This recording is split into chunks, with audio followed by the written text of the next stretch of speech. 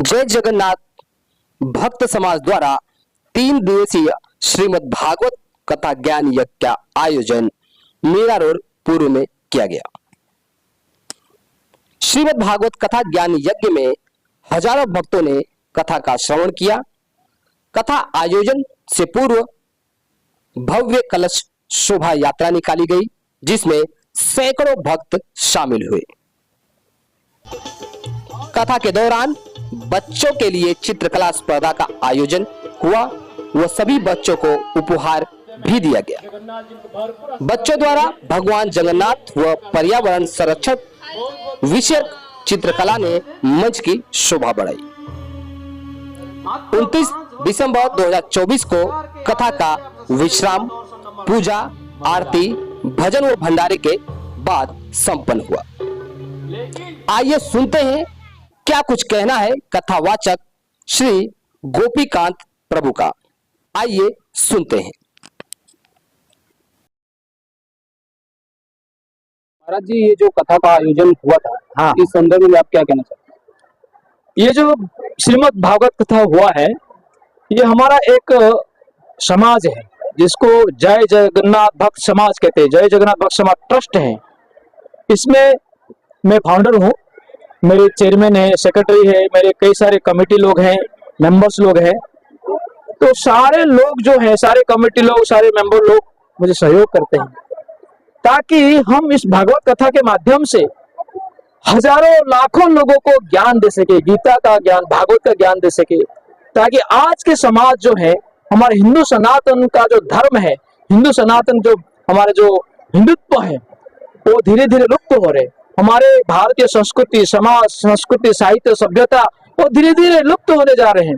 तो हम ये संस्कृति, ये सभ्यता और संस्कृति समाचार को पुनः उद्धार के लिए हम इस प्रकार भागवत कथा के माध्यम से सारे समाज को बांटना चाहते हैं और हिंदू सनातन धर्म को वापस पुनर्जीवित करना चाहते हैं। इसका उद्देश्य है। कथा के दौरान आपने बताया कि इस्कॉन मंदिर के जो प्रभुपाद महाराज थे, हाँ, तो उन्होंने नरसिंह भगवान की जब स्तुति की, हाँ, तो उस दौरान कुछ एक अनोखी उनको शक्ति मिली। तो क्या कि नरसिंह भगवान जो है, भगवान विष्णु का ही चौथा अवतार है। तो हम कृष्ण को पूजते हैं, राम को पूजते हैं, लेकिन साधारण तो क्या होता है, नरसिंह भगवान को लोग डरते हैं। लेकिन जो कि नरसिंह भगवान डराने के नहीं है, वो व्यक्ति भक्तों का सर्व विघ्न नष्ट करने के लिए नरसिंह भगवान है। तो प्रभुपाद जी ने जब इस प्रकार के इस्कॉन स्थापना किया और इस्कॉन में बहुत सारे विघ्न आए शुरुआत में, तो प्रभुपाद जी को मालूम था, वो तो संत थे, तो उन्होंने नरसिंह भगवान का दिन में 3 बार स्तुति किया और नरसिंह भगवान को स्थापना किया। तो सारे 15 दिन में ही सारे के सारे विघ्न नष्ट हो गए।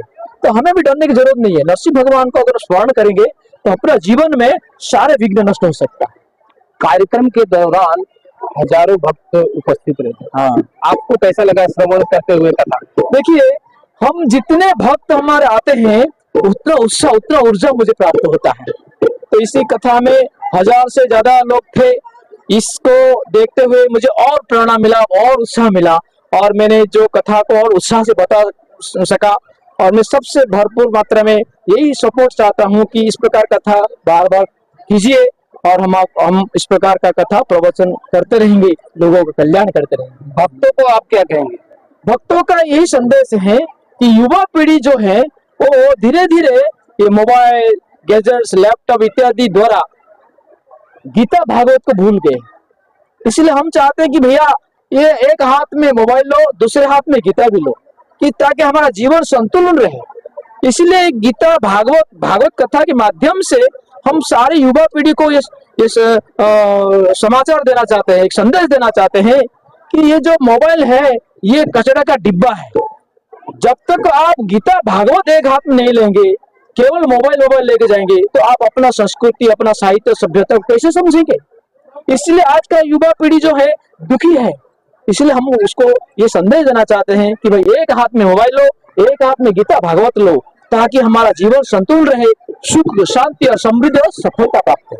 अभी आपने बताया कि आपका कुछ कार्यक्रम होने वाला है आने वाले 12 तारीख को। हाँ। क्या क्या मामला है? 12 जनवरी को रविवार है, हम एक जन आक्रोश आंदोलन कर रैली करना चाहते हैं, ताकि बांग्लादेश में हमारे जो हिंदू है वो माइनॉरिटी में है, तो वहां पर सारे मुसलमान लोग जो मुगल लोग जो है कितना बलात्कार करते हैं हमारे माँ बहन के साथ, और सारे हिंदुओं को पकड़ पकड़ के मारते हैं, जबरदस्ती धर्म परिवर्तन करते हैं। तो हम यहाँ पर हिंदू होके क्या मतलब है? तो हम यहाँ वहां तो जा नहीं पाएंगे। कम से कम यहाँ पर हम लोग एक दिन आकर एक जन आंदोलन करे, आक्रोश, हमारा क्रोध वहां पर दिखाए कि हम उनके साथ हैं, यहाँ रहते हुए भी उनके साथ हैं, आप लोग डरिए मत। इस प्रकार क्रोध करके हम सरकार को एक संदेश देना चाहते कि आप उनके ऊपर कुछ एक्शन लो, ताकि हमारा वहाँ के माइनॉरिटी जो हिंदू है वो सुरक्षित रहे। इस उद्देश्य से ये जन आक्रोश 12 जनवरी को होने वाला है। 12 जनवरी को जो जन आक्रोश आंदोलन आपका होने वाला है वो कब से कितने बजे से लेकर कितने 3 बजे से, संडे को होगा, 3 बजे से लेकर 5 बजे तक 2 घंटे का है। हम पूरा हमारे कई सारे ऐसे बड़े बड़े संस्था है, सबको आमंत्रित करेंगे और पूरा बैनर्स, पोस्टर, कार्ड सब लेके हम 1 किलोमीटर पदयात्रा करेंगे। कहाँ पर होने वाला है? ये हम लोग डिसाइड करेंगे, हम आपको बता देंगे, हम लोग मीटिंग करके ये निष्पत्ति लेंगे, आपको बताएंगे। बहुत बहुत धन्यवाद आपको। अभी आपने सुना श्रीमद् भागवत कथा को लेकर कथावाचक श्री गोपीकांत प्रभु जी ने बड़ी बारीकी से श्रीमद् भागवत कथा के बारे में बताया। साथ ही उन्होंने कहा कि बांग्लादेश में हिंदुओं पर हो रहे अत्याचार के विरोध में आगामी 12 जनवरी 2025 को जन आक्रोश मोर्चा का आयोजन करने वाले हैं। इस विषय पर विस्तृत जानकारी जल्द वे साझा करेंगे। आप देख रहे थे लोकल खबरें। जय हिंद, जय भारत।